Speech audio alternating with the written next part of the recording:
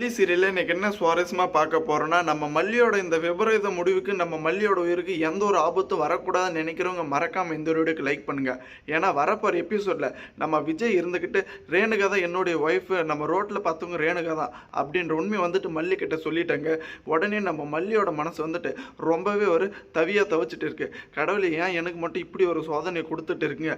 ஆரம்பத்துலேருந்து நான் என்ன உங்ககிட்ட கேட்டேன்? ஒரு அழகான வாழ்க்கை, அது விஜய் சார் கூட இந்த வெண்பா கூட வாழணும்னு ஆசைப்பட்டேன். ஆனால் எனக்கு வந்துட்டு நீங்கள் அடிமேல் அடி வந்துட்டு கொடுத்துட்டு இருக்கீங்க. ஒரு பக்கம் பாத்ரூமில் நம்ம மல்லி வந்துட்டு ரொம்பவே கண் கலங்குற நிலைமையில் கண்ணீரை விட்டுட்டு இருக்காங்க. ஆனால் அப்பயும் நம்ம மல்லியோட இந்த ஒரு மனசாட்சி வந்துட்டு ஒத்துக்காம, நான் இருக்க வேண்டிய இடத்துல ரேணுகாக்கா தான் இருக்கணும், என்னுடைய உயிரை வந்துட்டு பணயமாக வச்சு கூட அவங்கள வந்துட்டு நான் கூப்பிட்டுட்டு வருவேன் அப்படின்னு ஒரு முடிவு எடுக்கிறாங்க. ஆனால் இதுவே வந்துட்டு நம்ம மல்லியோட உயிருக்கு ஆபத்தாகும் அப்படின்னு கொஞ்சம் கூட எதிர்பார்க்கலீங்க. ஏன்னா வரப்போகிற எபிசோடில் நம்ம மல்லி இருந்துக்கிட்டு இந்த விஜய்க்கு வந்துட்டு உண்மையாக இருக்கிறத நினச்சிக்கிட்டு ஒரு லேடியை கூட்டுட்டு அந்த ஒரு அனாத ஆசிரமத்துக்குள்ளே போகிறாங்க.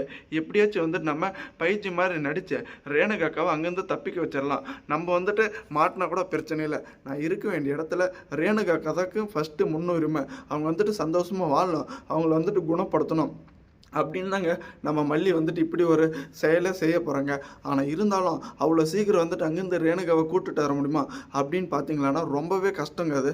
ஏன்னா ஒரு கட்டத்தில் பார்த்தீங்களான்னா அங்கே வந்துட்டு எந்த நேரம் அடியாட்கள் வந்துட்டு சுற்றிட்டே இருக்காங்க. ஒரு பக்கம் நம்ம விஜய்க்கு வந்துட்டு மனசாட்சி ஒத்துக்கலைங்க.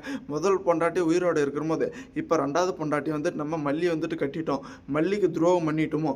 பக்கம் நம்ம விஜய்க்கு மனசாட்சி வந்துட்டு ஒத்துக்கலைங்க.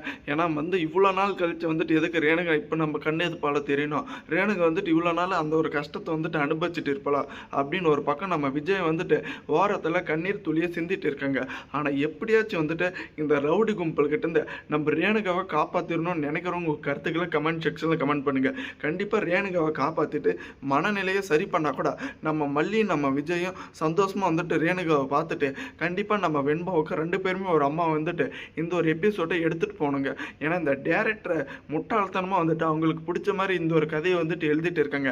இதை பார்க்குற நம்மளுக்கு இவ்வளோ மனசாட்சி இல்லாமல் நமக்கே வந்துட்டு மல்லிக்கு ஏன்னா இப்படி ஒரு துரோகத்தை வந்துட்டு இந்த டைரக்டர் கொடுத்துட்டு இருக்காங்கன்னு ரொம்பவே கஷ்டமாக இருக்குங்க. மறக்காமல் நம்ம சேனலுக்கு புதுசு வந்திருந்தால் சப்ஸ்கிரைப் பண்ணிட்டு பெல் ஐகானில் தட்டிக்கோங்க.